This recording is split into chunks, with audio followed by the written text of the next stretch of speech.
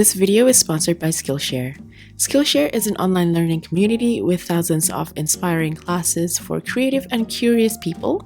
It offers thousands of inspiring classes from illustration, graphic design, photography, and many more. The latest class that caught my interest on Skillshare was DIY Backdrops, Dynamic Surfaces for Tabletop Photography by Tabitha Park.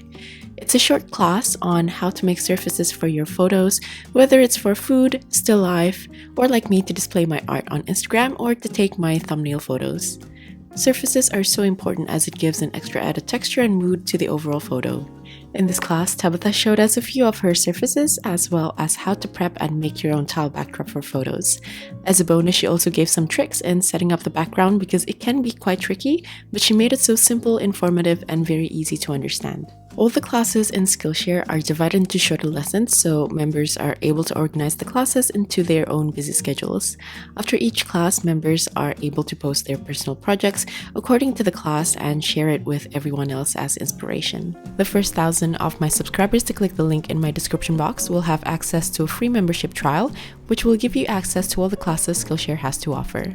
Thank you again, Skillshare, for sponsoring this video. Hi everyone, this is Nia and today I'm going to be painting these very quick and simple hibiscus flowers.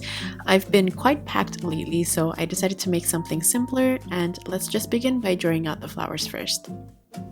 Like any 5-petaled flowers, I like to begin by drawing out either a circle or an oval depending on where the flowers are facing. The more front on you look at the flower from, the rounder the silhouette would be. I like to place smaller circle or oval to indicate the center. Then to get the even petals, I like to add 5 lines to help me with the placement, and for some of the flowers which are facing more to the left or to the right, I like to use curved lines instead because the petals are fairly thin, so it has a bit of frills and it curves downwards around the sides. I also like to play around with how some petals might overlap each other, but try to not overdo this or else it might look too bulky.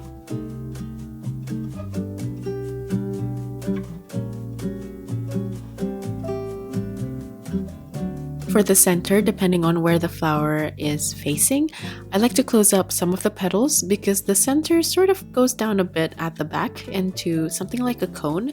So by closing up the petal on the side that is closest to us, it would help a bit with the form of the flowers.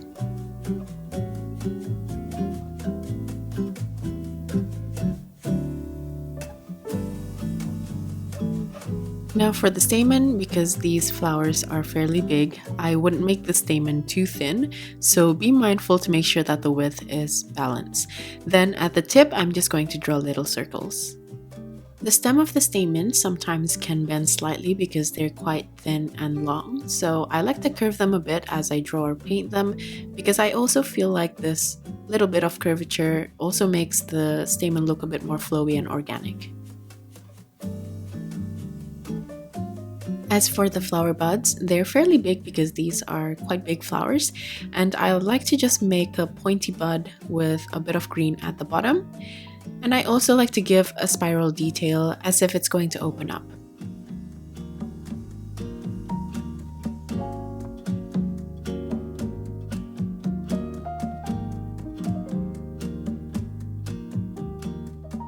Moving on to the leaves, I like to begin by drawing a line to indicate the center or the stem, following the midrib of the leaves.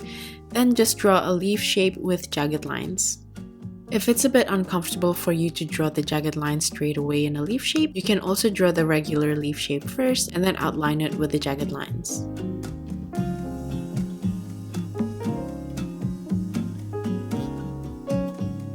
For the colors, we're only going to be using these. This is Hansa Yellow by Daniel Smith, Olive Green by Holbein, Quin Red by Daniel Smith, Crimson Lake by Holbein, and lastly, I'm also going to use Bleed Proof White by Dr. Paige Martens. Before I started painting, I began by drawing out the flowers first as I demonstrated earlier. Then I erased the guidelines and also lightened the lines with my eraser. You could also use a kneadable eraser if it's easier to lighten those lines. The drawing portion is completely optional, but sometimes it might be difficult to paint freehand. And since I'm going to be using strong colors, the pencil marks would mostly be covered anyway. And for me, it's easier to draw out the flower petals. You can also draw out the leaves if you want to, but I feel like I was comfortable enough painting the leaves freehand, which is why I didn't draw out the outlines. To paint the petals, I like to wet my brush thoroughly. Then I use a very thick consistency of the Quin Red and just keep that within the tip of my brush so I get an uneven distribution. And with this, I'm going to clean my brush each time I paint on a new petal. This way, due to the uneven distribution of paint, I'm suggesting the soft frilly texture of the flower petals from the light and darker parts of the petals. I'm going to repeat the same technique for each petal by cleaning my brush and making sure that I load my brush only at the tip with a thick consistency paint. Then, as I paint the petals, I'm going to follow the curvature of the drawing. If at some point your paint might blend together too much, like what I'm doing here, you can also use a clean dry brush and lift some of the paint off and dab the excess paint off your brush using tissue and continue on lifting. This way, if you are unable to get the uneven distribution of paint, you can still use this technique to create the texture of the petals. But remember to do this while your paint is still fairly wet. If not, some paint might not lift. Say if it has been applied very thinly, or if the paint is the staining type, it might not lift as well when it dries. So I'm just going to continue to do this for the second flower as well, and I'll get back to you when I'm ready to move on to the next step.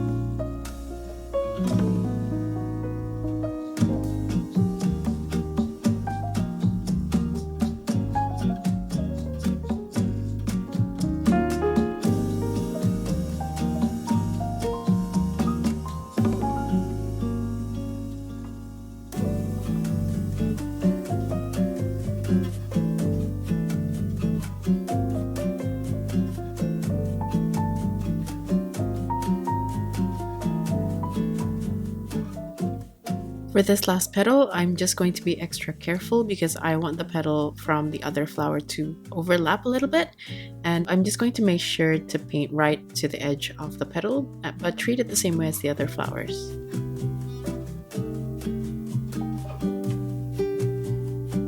Next, I'm going to paint the center using a thick consistency Crimson Lake, and I'm going to do this for both of the flowers straight away. I want to make sure I close the petals which are facing closest to me, so the right side for the left flower and the left side for the right flower. After this, I want to soften the edge of the dark red for the rest of the petals using a clean damp brush, and I'm going to do this for both of the flowers.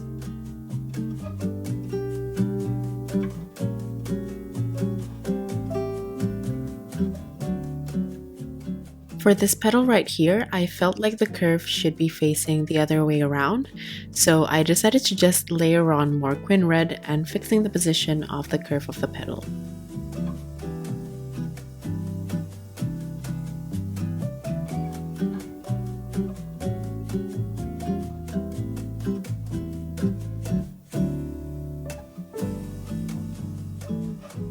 Onto the flower buds now. I'm just going to paint the base layer of the shape that we drew out before, and I'm going to make 2 of these. After that, I'm going to follow this up by using olive green to paint the leafy section at the bottom, as well as the stem of the flower buds.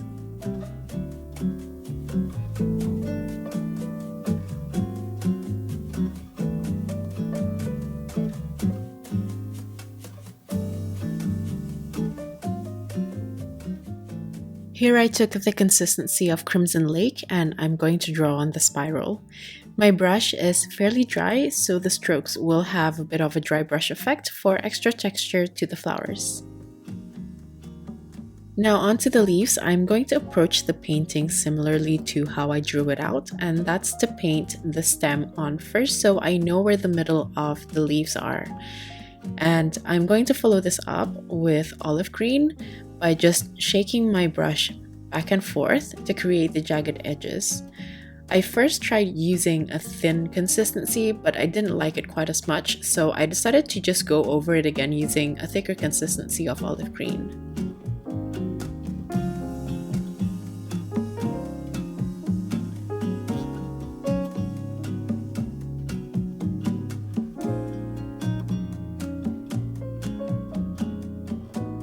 You can paint on leaves as many as you would like, but I'm just going to try to place it around so it frames the flowers nicely.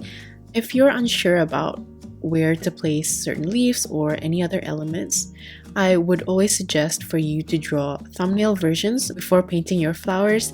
This way you already get a rough imagery of where those elements would go. To paint the leaves, I used the same technique as how I painted the flowers. I made sure that my brush is fairly wet with the highest concentration of paint at the tip of my brush instead of having it evenly distributed. This way, I can have the unevenness of the leaves without painting on too many layers. While the paint is still wet, I like to move the paint around too, so you can direct them to follow the veins of the leaves as well.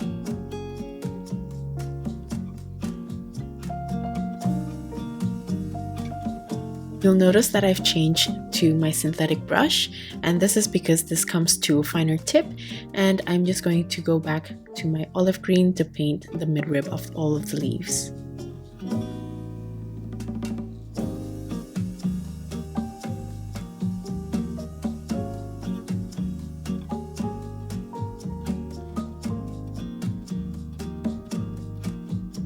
For the stamen, I used a thick consistency of bleed-proof white to make sure I get the opacity that I'm looking for. I want to create a white base for the stem of the stamen, and I'm going to make sure that the bottom is slightly thicker than the top so the shape stays organic.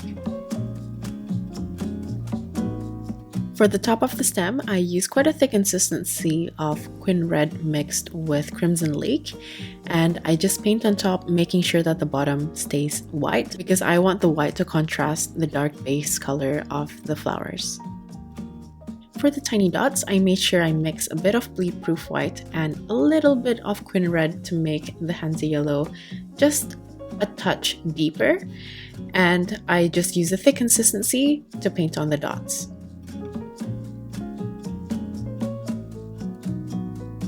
According to the reference photos that I looked at, the top of the stamens have red circles as well. I'm not really sure what they are, so I just painted it on using a mixture of Quin Red and Crimson Lake.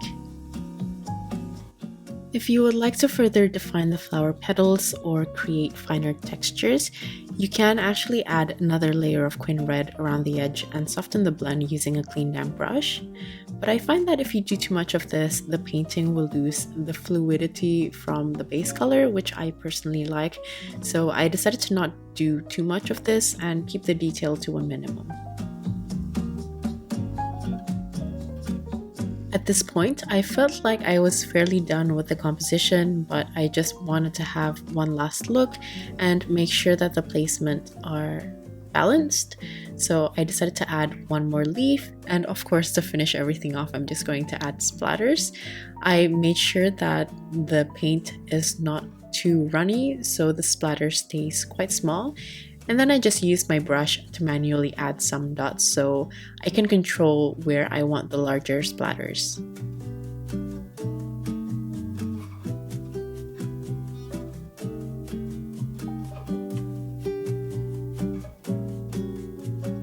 So that's it for today's video. This is the finished hibiscus flowers, just a quick painting with a fun technique. Like usual, the tools that I use for this painting will be listed in the description box along with my social media links. If you're still here, thank you so much for watching till the end, and I'll see you at the next one. Bye!